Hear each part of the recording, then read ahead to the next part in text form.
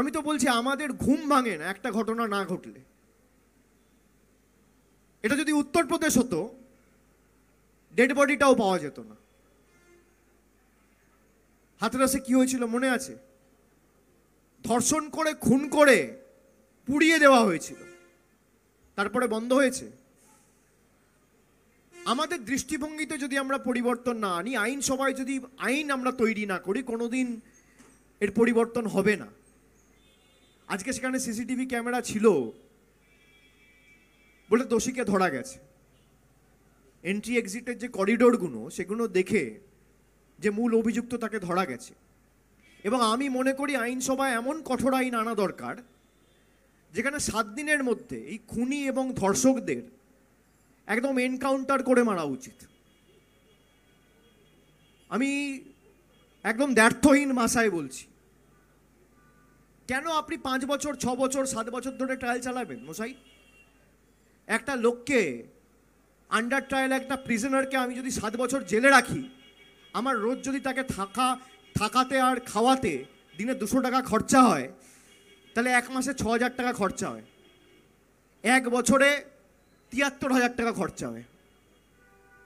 5 বছর যদি একটা লোককে আমি জেলে রাখি, সে মহারাষ্ট্র হোক বা উত্তরপ্রদেশ হোক বা বাংলা হোক বা গুজরাট হোক বা কর্ণাটক হোক বা তামিলনাড়ু হোক বা কেরল হোক বা আসাম হোক,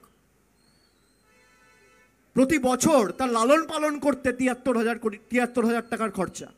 5 বছর সে যদি আন্ডার ট্রায়াল থাকে তাহলে 3.5 লাখ টাকা খরচা। 7 বছর থাকলে 5 লাখ টাকা খরচা। কেন 5 লাখ টাকায় 3টে গরিব মানুষের বাড়ি হবে? কেন তার বিরুদ্ধে ব্যবস্থা হবে না 7 দিনে? সার্কামস্ট্যান্সিয়াল এভিডেন্স, পারিপার্শ্বিক প্রমাণ বা তথ্য যখন তার বিরুদ্ধে রয়েছে, আপনি ধরুন আজমাল কাসাব, ভাই ক্যামেরায় ক্যাপচার হয়েছে, ভিডিও রয়েছে যে গুলি চালাচ্ছে, তারপর 4 বছর ধরে তাকে খাইয়ে পড়িয়ে রেখে তার উপর 5 লাখ 6 লাখ টাকা খরচা করে তাকে ফাঁসির মঞ্চে নিয়ে যাবেন কেন? এই 5 লাখ টাকায় দুটো গরিব মানুষের বাড়ি হতো। সিসিটিভিতে যদি কাউকে দেখা গেছে, তার মানে কি সার্কামস্ট্যান্সিয়াল এভিডেন্স তার এগেনস্টে। সে ঢুকেছে, তার গলায় হেডফোন ছিল, বেরিয়েছে, তার গলায় হেডফোন নেই। হেডফোনটা পিওর পাশ থেকে পাওয়া গেছে। পিও মানে প্লেস অফ অফেন্স। তার মানে কি সার্কামস্ট্যান্সিয়াল এভিডেন্স আপনার এগেনস্টে। এমন বিল আনা হোক যেখানে সার্কামস্ট্যান্সিয়াল এভিডেন্স যদি আপনার বিরুদ্ধে থাকে বা ক্যামেরায় সিসিটিভিতে আপনাকে দেখা যায় যে আপনি সরাসরি অভিযুক্ত, আপনি এই ক্রাইমটা করেছেন, কমিট করেছেন, তাহলে 7 দিনের মধ্যে আপনার বিচার হওয়া উচিত। যে লোকটা অপরাধ স্বীকার করলো সে কি এখনো বলেনি দ্বিতীয় ব্যক্তিটিকে? সে এখনো বলল না বা পুলিশ এখনো বলছে না, হতে পারে তদন্তের স্বার্থে। এর মধ্যে মুখ্যমন্ত্রী বললেন, মনে হচ্ছে আমার পরিবারের কেউ চলে গেছে। আমি রাজনীতি করব, চিরকাল করব, চিরদিন করব, আজকে রাজনীতি করতে চাই না, কিন্তু আমি আজকে মুখ্যমন্ত্রীর উদ্দেশ্যে কিছু প্রশ্ন রাখতে আজকে এখানে এসেছি। ম্যাডাম চিফ মিনিস্টার, আপনার কাছে আমরা জানতে চাই, বাংলার দিদি এখন পিসি হয়েছেন, আমি আপনার কাছে জানতে চাই খুব মন থেকে, এটা রাজনৈতিক কোনো অভিসন্ধি নেই, আপনার কাছে আমি জানতে চাই, যখন পার্কস্ট্রিটের ঘটনাটা হয়েছিল তখন আপনার মনে হয়নি এটা আপনার পরিবারের মেয়ে? আপনার তখন মনে হয়নি যখন কামদুনির ঘটনা ঘটেছিল? আজকে একটা টিভি ডিবেটে তৃণমূলের একজন বলছেন কোন মুখ্যমন্ত্রী কখনো ফাঁসির দাবি করেননি, কোন মুখ্যমন্ত্রী কখনো বলেননি। পার্কস্ট্রিটের ঘটনার পর বলেছিলেন সাজানো ঘটনা। হাসপাতালের ভেতরে একজন ডাক্তারের মৃত্যু হয়েছে, একজন মহিলা ডাক্তার রেপড অ্যান্ড মার্ডার হয়েছেন।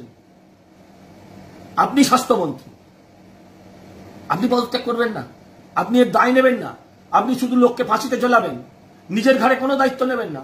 আজকে যদি নিট পরীক্ষার রেজাল্ট, নেট পরীক্ষার যদি প্রশ্ন ফাঁস হয়, তাহলে আপনি শিক্ষামন্ত্রী পদত্যাগ চান। রেল দুর্ঘটনা হলে আপনি রেলমন্ত্রী পদত্যাগ চান। এক্ষেত্রে আপনি যে পদগুলো নিয়ে আছেন, দুটো পদই এই ঘটনার সঙ্গে যুক্ত। আরে দুটো পদ না পারেন, একটা কমসে কম পদ থেকে ছাড়ুন, কত দায়িত্ব নেবেন এই বয়সে আপনি? আজকে আমাদের মোমবাতি কোথায়? সেই সমস্ত সুশীল সমাজ যারা কথায় কথায় রাস্তায় মোমবাতি নিয়ে বেরিয়ে পড়ত। কোচি নেতা নাকি একটা গায়ক আছে নচিকেতা, কদিন আগেও গাইছিল তুমি আসবে বলে, তুমি আসবে বলে। আজকে সে কোথায়? আমি কোনো ব্যক্তিকে টার্গেট করতে চাই না, কিন্তু আমি টোটাল সমাজের প্রতি আবেদন করি।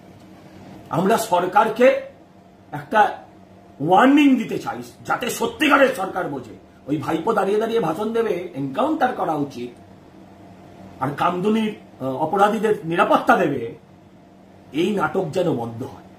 এই আবেদন আপনার কাছে, আপনাদের সকলের কাছে রেখে